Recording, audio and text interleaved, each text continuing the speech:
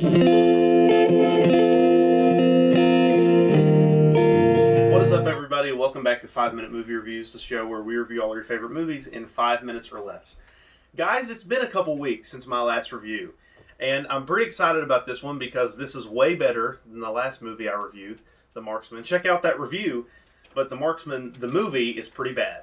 So thankfully, we're talking about a much better movie today, one that actually just hit theaters and HBO Max. It's part of that Warner Brothers type streaming deal, which I'm a big fan of. Maybe if you're not a fan of that, maybe we could start a discussion in the comments about it, but I think it's really good for theaters. So, but anyway, we're talking about Judas and the Black Messiah. Now, as someone who was never a big fan of history growing up, like in school, never really liked history class much, it was really interesting to learn about this story, and it is based off of a really tragic, true story. This movie's going to make you mad. To give you a little bit of context about it, I won't go into detail spoiler-wise, except it's based on a true story, so if you look up anything about it, you'll figure out what happens. But essentially, from the trailer, you'll know that it's about the assassination of the leader of the Black Panther Party, Fred Hampton, the chairman of the Black Panther Party, Fred Hampton, back in the late 60s.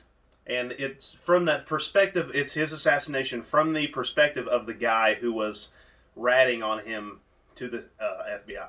So that on itself was a pretty interesting premise, and like I said, I never heard of Fred Hampton or anything.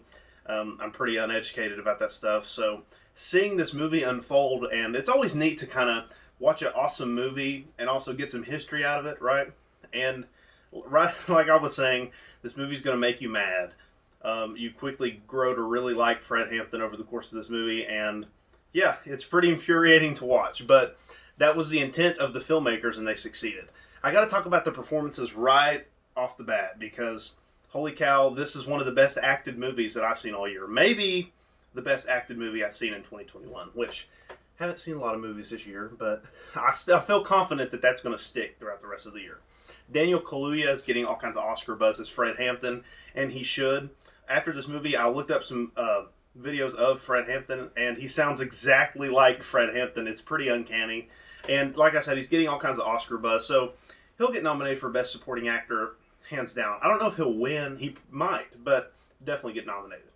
Not enough people are talking about Lakeith Stanfield, who his character is the main character.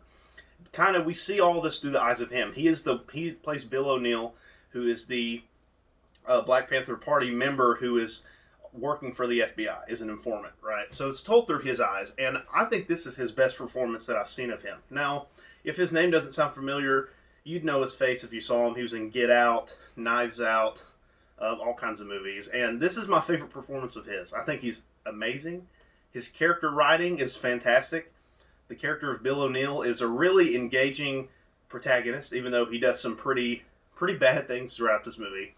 He's being pressured by the FBI, but still makes some pretty bad decisions in what he's doing. But it's really interesting because despite knowing how the story is going to pay out, how everything is going to work out in the end, it still kind of makes you doubt in your head, which is really impressive. It makes you doubt if, wow, is Bill O'Neill really going to go through all this? And of course he does, but for a movie to make a true story surprise me at times is very impressive. So this movie's written very well. It's directed by Shaka King, who I'd never heard of before.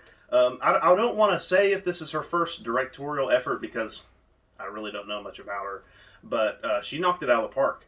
Right off the bat, the direction in this movie is just absolutely fantastic. It's really awesome. It tells the story in a very non-conventional way, and a lot of that is attributed not just to the script and through the perspectives that we see the movie through, but also through the camera lens, right? Through the direction and through the way shots are set up. The use of music is awesome. The score in this movie is fantastic too.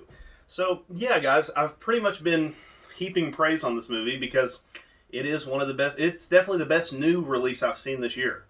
I have a couple complaints. They're small nitpicks, but of course I want to mention them because this is a review, so I don't want to leave them out. I will say that the subject of race and race relations, I have seen it tackled just a little bit better. This movie does it really well. But a film like Selma, which I highly recommend, it does it a little bit better for me, and it kind of just plays out a little bit better for me. Also, the romance between Fred Hampton and like I said, based on true story, his real life wife and mother of his child. In the movie, they get a couple scenes together that are really sweet, and it really kind of sells their relationship, but you don't get enough. And I feel like that needed to be built, right, for a lot of the dramatic tension at the end of the movie to kind of pay off. And it does, but if we just gotten a little bit more scenes with them together, I feel like it would have just paid off a little bit more. But in the end, guys, I really love Judas and the Black Messiah. I'm going to highly recommend it to you all. Aside from those nitpicks, which are very small, this is the best movie I've seen this year so far. And I'm going to give it an 8.5 out of 10. Alright, guys, so if you have seen Judas and the Black Messiah, or if you're planning on seeing it, whether in theaters or HBO Max, comment down below and let me know. Also, if you haven't subscribed to the Cinebros YouTube channel, go ahead for more awesome videos, including podcast episodes. Check out our tier list video we have up now, where we ranked all the movies that we saw in 2020 on a tier list. Very cool video. I think you guys will like it. I will see you all next time. Bye.